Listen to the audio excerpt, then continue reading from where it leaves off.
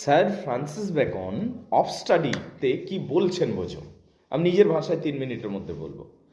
Essays বলে একটা তিনি বই লিখেছিলেন, যেখানে যত ধরনের এসে তিনি লিখেছিলেন, কিন্তু সবগুলো ইমপার্সোনাল এসে।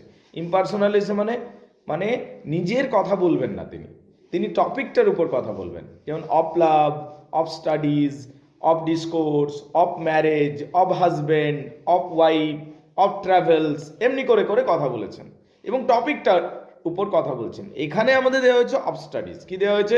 অফ স্টাডিজ মানে হচ্ছে পাঠ সম্বন্ধীয় বা পড়াশোনা সম্বন্ধীয়। পড়াশোনা সম্বন্ধীয় এখানে দুটো তিনটে কথা বলছেন। তিনি বলছেন যে পড়াশোনা কেন করব এবং পড়াশোনা করলে কি কি সুবিধা হয়। এবং তিনি একটা অদ্ভুত কথা বলেছেন, যেটা তোমার প্রথমত অদ্ভুত লাগবে, কিন্তু যখন তুমি কথাটাকে ভাববে তোমার মনে হবে হ্যাঁ ঠিক বলছেন। এবং এই অফ স্টাডিজ পড়াতে গিয়ে তিনি আমাদের ল্যাটিন কোটেশনও ব্যবহার করেছেন। এবং ভাষাটার কথা যদি বলি, ভাষাটা হচ্ছে কংক্রিট, কম্প্যাক্ট বাট কংক্রিট, ছোট কিন্তু অনেকটা ব্যাখ্যামূলক। বুঝতে পারলে কিনা? ছোট লাইন কিন্তু অনেকটা ব্যাখ্যা করতে হয়। তিনি বলছেন, প্রথমেই শুরু করছেন যে পড়াশোনার 3টে ভালো গুণ আছে। কি কি? পড়াশোনা যদি করি আমরা আনন্দ পাই, যখন আমরা ফাঁকা সময়ে থাকি বই পড়ে আমরা আনন্দ পাই, এটা প্রথম কথা বলছেন। 2 নম্বর কি বলছেন? আমাদের ভাষা উন্নত হয়। পড়াশোনা যখন করব আমাদের ভাষাটা উন্নত হবে, এটা 2 নম্বর কথা। আর 3 নম্বর কথা বলছেন যে পড়াশোনা যদি আমরা করি তাহলে আমাদের সিদ্ধান্ত নেওয়ার ক্ষমতা সেটা বৃদ্ধি পায়। বুঝতে পারলে কিনা? অর্থাৎ আমরা অ্যাবেল হই বা সক্ষম হই, এই কথাগুলো বলছেন। এরপরে বিভিন্ন উদাহরণ দিয়ে দিয়ে এই কথাগুলো যে যৌক্তিক বা এই কথাগুলো যে ঠিক সেটা প্রমাণ করার চেষ্টা করছেন। এরপরে কি করছেন?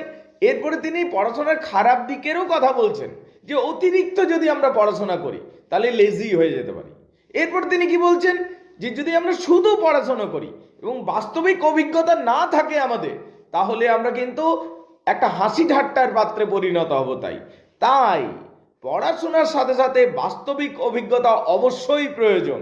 মানে শুধু পড়াশোনা করলে আর বাস্তবিক অভিজ্ঞতা থাকলো না, কোনো কাজের নয়। তাই বাস্তবিক অভিজ্ঞতা এবং পড়াশোনা এই দুটোই দরকার একসাথে।